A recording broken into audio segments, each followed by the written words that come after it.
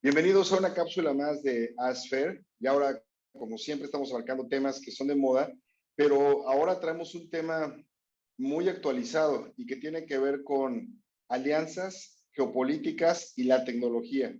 Yo me permití invitar a un colega, nosotros hemos colaborado en diferentes foros y a veces hemos coincidido, Alexei Chévez. Alexei, bienvenido, muchas gracias.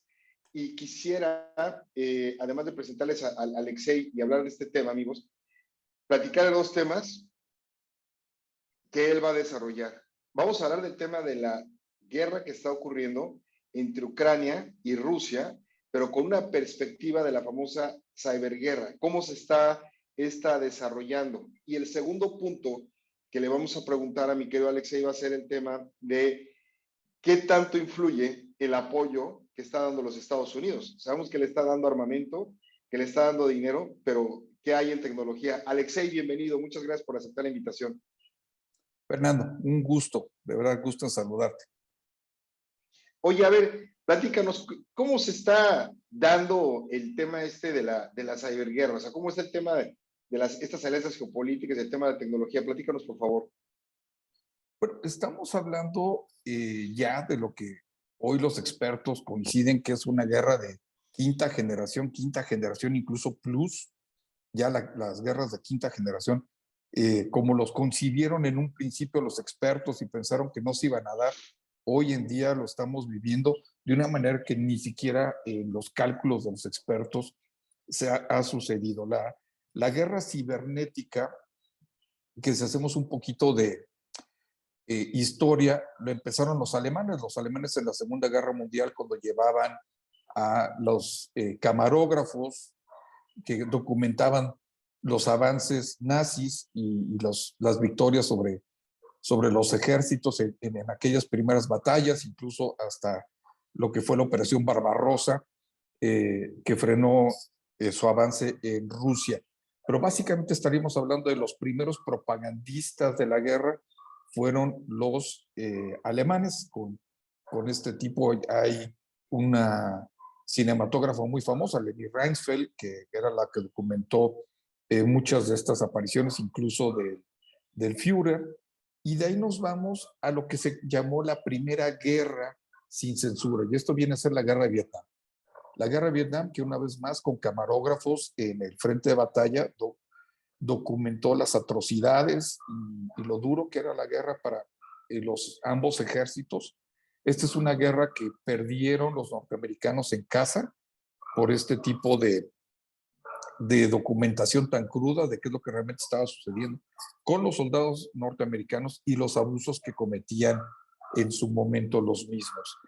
Y de ahí nos vendríamos a la primera guerra televisada, que es la guerra del Golfo Pérsico, o lo que se le llegó a llamar la guerra de CNN, cuando CNN tuvo acceso a estos primeros momentos de la guerra, la primera guerra del Golfo, y con las imágenes vimos cómo la tecnología, empezamos a ver cómo la tecnología empezaba a influir dramáticamente en la moral de los soldados, en el apoyo que se le daba a las tropas y la manera en que se peleaba la guerra. Entonces yo te podría decir que estos básicamente fueron los tres parteaguas de lo que hoy le llamamos guerra cibernética. Y esta guerra cibernética se pelea hoy en día en diferentes aspectos. Si me permites, incluso te haría una comparación de cómo van ganando o perdiendo cada uno de estos dos ejércitos. El primero es la desinformación. La campaña de desinformación es algo que viene desde la Primera Guerra Mundial, no es algo nuevo. Esta batalla de desinformación la están ganando los ucranianos. Es una batalla que muy exitosamente han logrado poner en el ámbito de los rusos, a pesar de la censura de Moscú. Es una batalla que están peleando constantemente con el número de generales que dicen ellos que están matando, con el número de víctimas que tienen, etcétera, etcétera. Es una batalla. O sea, los ucranianos están desinformando mejor que los rusos. Absolutamente. Una sopa de su propio chocolate a los rusos, ok. No, y además que no tenemos cifras muy exactas, ni ningún reportero se ha puesto a presionar sobre cuáles son las verdaderas bajas del frente ucraniano. O sea, ellos simple y sencillamente pasan las victorias que están logrando y ocultan las bajas. Esto es una parte donde los ucranianos han logrado muy inteligentemente ocultar a la prensa, o la prensa les ha dado una especie de licencia poética para evitar cuestionarlos demasiado sobre esto. Luego viene la otra guerra, que es la contradesinformación, que es la propaganda.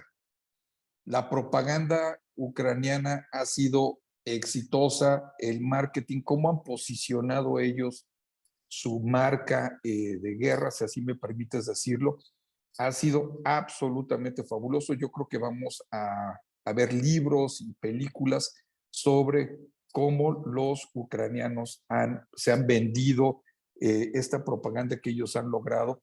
Basta decir, una de las cosas fuertes que tenía Moscú era el presidente es un comediante, lo vamos a sacar de allí en 2 días.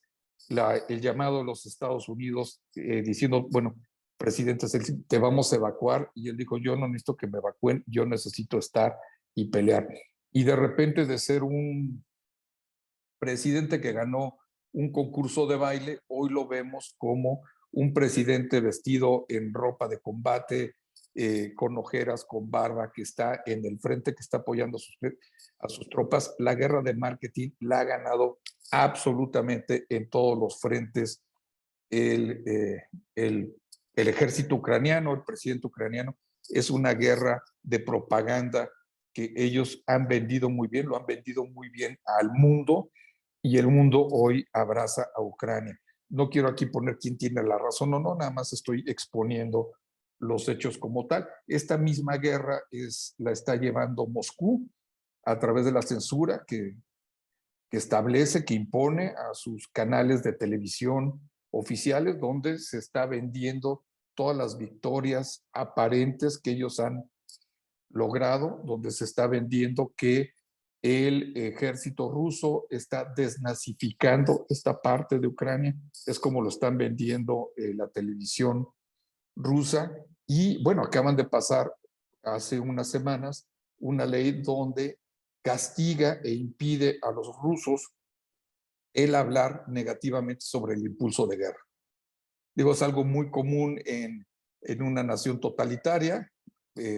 Nicaragua hace lo mismo con los opositores, y la Unión Soviética acaba de pasar esta ley donde castiga con cárcel y no me atrevería a decir trabajos forzados, pero sí definitivamente cárcel a aquellos rusos que hablen mal o cuestionen el impulso de la guerra. Entonces, en esta guerra de propaganda, de marketing, Ucrania se ha posicionado muy exitosamente como un pequeño David que está peleando contra un Goliat que es un ogro, que es un malvado, y que definitivamente en la batalla de las almas y los corazones la está perdiendo rotundamente el presidente Putin y los rusos. Es algo que no lo esperábamos, es algo que definitivamente sucedió y que han estado manejando muy bien. Y bueno, luego viene la censura, de la que hablamos un poquito, esta censura que abarca ambos lados, es una censura que ha sido muy férrea en ambos lados. Como te comentaba, no tenemos datos muy duros sobre las casualidades, las bajas que tienen los ucranianos, no tenemos datos sobre el número de muertos de los ucranianos, y por supuesto tampoco tenemos datos muy exactos de qué es lo que está pasando con los rusos. Para ponerte un ejemplo sobre la censura o lo que se le ha llamado en esta ciberguerra, controles y bots y todo esto, porque hay que recordar que la ciberguerra también se trata de el Internet, del espacio, de dominar este espacio, de dominarlo con la verdad, ¿verdad? O sea, exactamente, en la era de la información, quien impera en este conflicto es la desinformación. Ahora, Ucrania difícilmente hubiera podido llegar al punto en el cual está, de no haber sido días ni semanas, sino ya meses, y pinta para largo, por el apoyo de muchas naciones, pero específicamente de los Estados Unidos. además de dinero y de armamento físico, ¿los ha ayudado tecnológicamente? ¿Cómo está recibiendo esa ayuda y en qué les ha beneficiado a los ucranianos por lo que están haciendo los norteamericanos? El, el impulso de información que le ha dado incluso abiertamente las agencias de inteligencia norteamericanas han hecho o se han vuelto clave para la supervivencia de los ejércitos y de Ucrania como nación. Definitivamente, sin la información de los norteamericanos, Ucrania no hubiera podido resistir esto, hubiera sido definitivamente aplastada. No, se ha vuelto más importante la información que qué tantos tanques o qué tantos misiles antitanque tengas, porque definitivamente sin el apoyo de la CIA, pero te voy a decir más importante, de la NSA, del National Security Agency, que es la que aglopa todos los conglomerados de satélites militares, no tendría Ucrania la información que tiene hoy. Te doy dos ejemplos muy básicos. El número de generales que ha estado matando el ejército ucraniano, de generales rusos, tiene mucho que ver con dos cosas. El primero es el sistema como pelean los rusos, donde el mando es muy centralizado. Entonces, a diferencia de las naciones de la OTAN, donde dejan el comando a sus tenientes, capitanes y sargentos, el comando táctico, el sistema ruso exige que estén ellos en el campo de batalla porque ellos son los que tienen que tomar absolutamente todas las decisiones. Esto ha provocado que para tomar estas decisiones los generales rusos estén en el campo de batalla y se tengan que comunicar. Todas estas comunicaciones que han hecho los generales rusos las han hecho en su mayoría o las estaban haciendo, porque ya se dieron cuenta, por teléfonos celulares, porque el aparato soviético no tiene las capacidades para mantener comunicados a todos sus elementos en combate. Entonces, estas señales las capta la NSA, triangula las coordenadas y se las manda a los ucranianos, que lo único que hacen es mandan un misil, mandan un francotirador y acaban con los generales. Entonces, esto ha sido consecuencia, uno, del sistema como pelean los ejércitos soviéticos y dos, la manera en que la NSA está captando todas las comunicaciones de los rusos. Otra de las cosas que hicieron, por ejemplo, es meses antes de que hubiera, y esto ha sido admitido por altos mandos del sistema de inteligencia norteamericano, no es algo que sea muy oscuro ni nada, está en fuentes abiertas. Esto lo pueden consultar en varios periódicos, New York Times, por ejemplo, The Guardian. Otra de las cosas que han hecho muy exitosamente fue prevenir a los ucranianos de qué es lo que venía, de cómo se estaban formando las agrupaciones, los batallones de tanques, etcétera, las características del ejército que iba a invadir y sobre todo por dónde estaban transitando. Les han negado a los rusos el uso del espacio aéreo porque los sistemas soviéticos no son muy eficientes aéreos soviéticos, de los aviones soviéticos no son muy eficientes para comunicarse en combate. Esto hace que los sistemas de bloqueo de señal que tienen ahora los ucranianos evite que estos se puedan comunicar y el espacio aéreo de Ucrania todavía sigue peleándose. No es algo que dominen los rusos con la superioridad de aviones, sobre todo con los Shukos y estas nuevas generaciones de jets de combate que tienen ellos. Increíble, o sea, podrán tener el fierro, pero no tienen capacidad de comunicarse. Y con toda seguridad deben tener expertos norteamericanos, los ucranianos ahí entrenándolos y poniéndoles toda esa tecnología a su disposición, porque a final de cuentas sí tiene que ver mucho con esto. Ahora, ¿por qué Ucrania, con esta capacidad tecnológica que tiene, no ataca directamente a Rusia? Porque el éxito de Ucrania ha sido mantener una guerra asimétrica. No puedes confrontar directamente a los batallones soviéticos porque si algo aprendió Stalin y Hitler en la Operación Barbarossa es que por cada tanque, por cada soldado ruso que tú destruyeras, ellos iban a poner 10 más. O sea, el sistema de pelea ruso es arrasar. No es tan táctico, es más bien enviar gente y equipo tras equipo, aunque tú los destruyas, siempre va a haber un poco más. Este es un lujo que los ucranianos no se pueden dar. Su fuerza aérea está muy limitada, de hecho su fuerza aérea no está volando porque saben que los van a destruir, no es un match para las capacidades de los nuevos aviones de combate rusos ni las cantidades de aviones que pueden poner los rusos en el aire.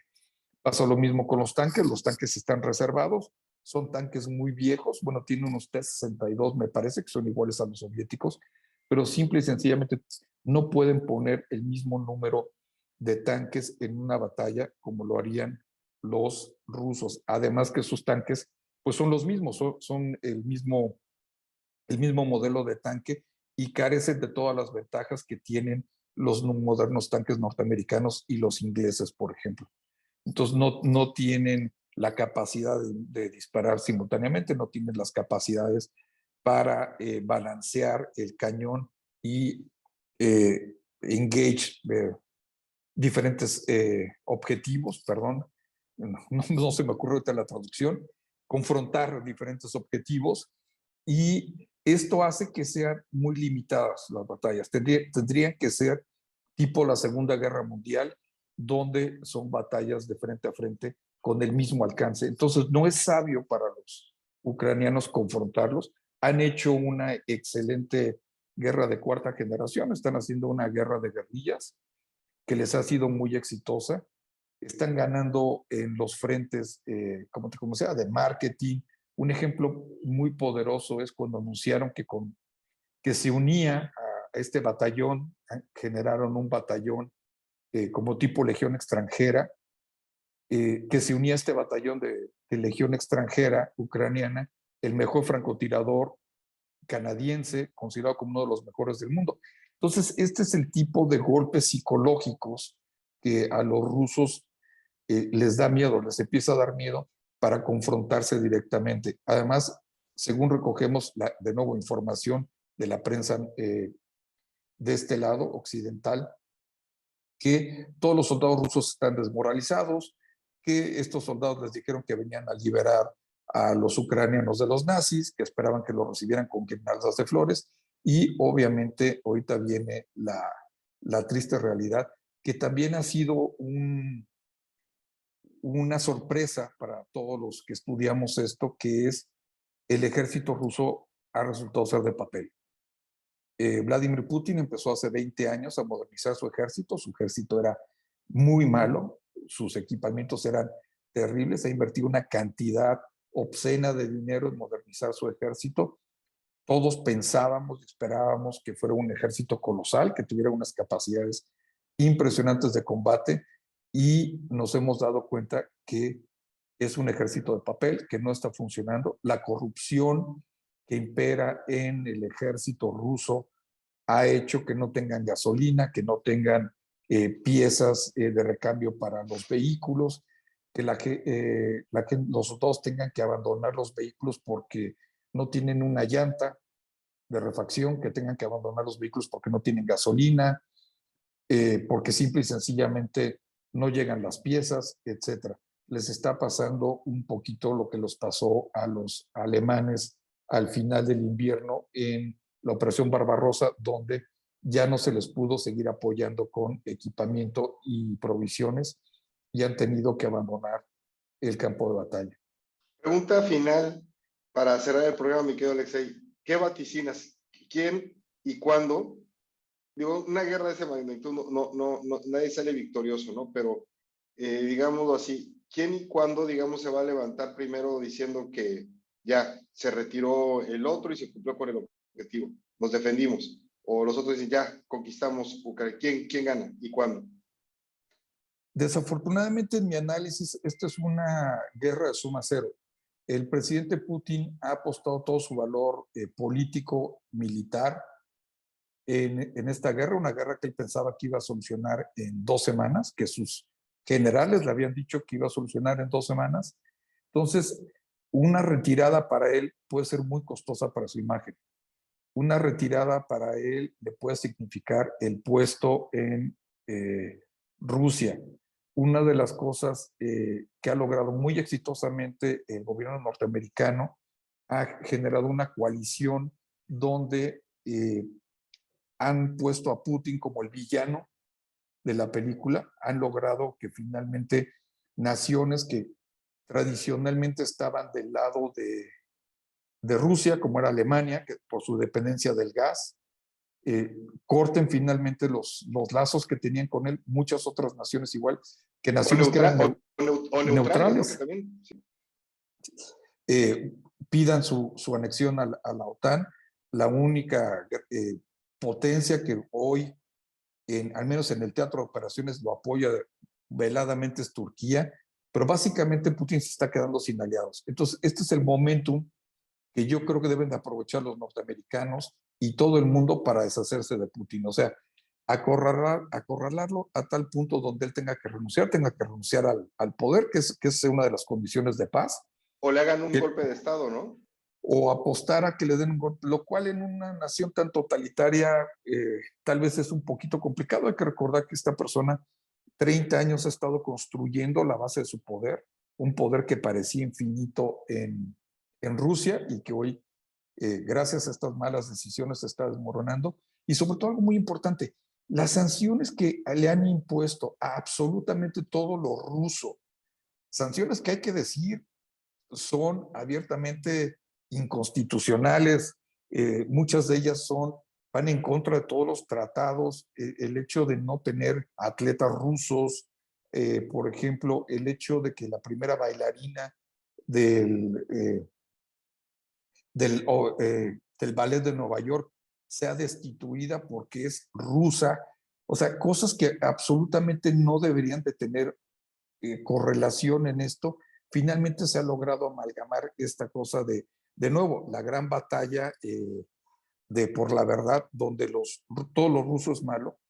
Entonces, han logrado algo maravilloso, las sanciones a los oligarcas de sus activos, de sus efectivos, de sus preciados yates, que es a todas luces hasta ahorita, como yo lo veo, ilegal, pero bueno, lo han hecho.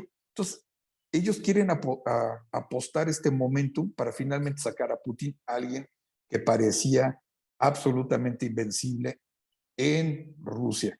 Entonces, yo creo que no van a cejar ahí hasta que él pierda.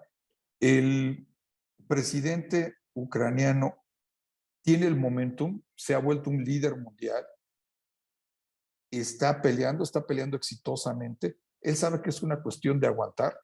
Él tiene que hacer dos cosas. Número uno, continuar aguantando y tratar de que no lo maten, porque hay, hay partes del ejército ruso, incluso contratistas privados de Wagner, contratados para matarlo. Entonces, si él logra estar con vida, porque hoy en día para Rusia es muy importante quitar este bastión de heroísmo, de popularidad que tiene el presidente. Si ellos logran deshacerse del presidente ucraniano, es muy probable que toda Ucrania se desmorone por el liderazgo tan fuerte que logró poner el presidente ucraniano. Entonces, él necesita aguantar, necesita evitar que lo maten y obviamente, probablemente alguna negociación con el Donbass, pero sería como una salida que a ninguno de los dos los va a dejar completamente satisfechos. Yo creo que esto es una guerra de resistencia para ambos presidentes. Uno, evitar que lo maten y el otro, evitar que lo destituyan.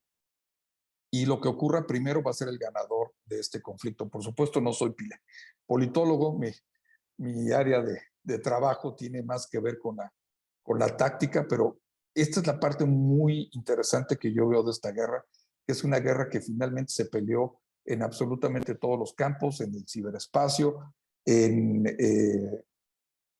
los bancos de Suiza, en los puertos de todo el mundo donde tenían estos señores escondidos ya en las coaliciones por ver quién apoyaba la gente que se ofreció de voluntarios para combatir en la Legión Ucraniana. O sea, ha sido un proyecto muy, muy exitoso, algo que o lo vamos a seguir viendo con más frecuencia o tal vez nunca lo volvamos a ver.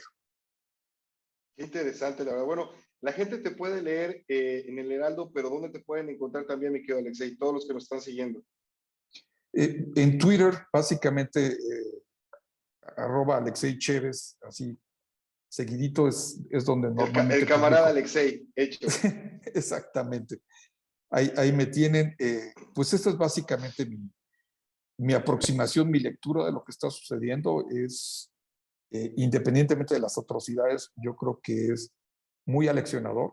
Así como la guerra del Golfo contra el tercer ejército más poderoso, se demostró que no se podía pelear contra los norteamericanos, que los aniquilaron por completo, que no fue tan temido por la manera como los Estados Unidos proyectó su ofensiva. Hoy vemos que sin estar ellos directamente poniendo tropas en combate, la diferencia significativa que ha logrado el sistema de inteligencia norteamericano, los satélites, los sistemas de radar, la manera en que contribuyeron para hundir el MOPCA, por ejemplo, con los nuevos misiles ucranianos. O sea, ha sido fascinante, si me permites la expresión para los que estudiamos esto, el ver cómo es imposible derrotar a una nación tan pequeña si esta nación tiene el apoyo de la más grande maquinaria de guerra que hay en el mundo. Muchísimas gracias. Y bueno, esto me lleva a un tema, a ver si te atreves a que lo hagamos, que es si se podría ganarle la guerra al crimen organizado en México usando tecnología. Piénsala y la armamos, ¿te parece? Cuando gustes. Hecho, mi querido Alexei. Muchísimas gracias. Fernando, un gusto.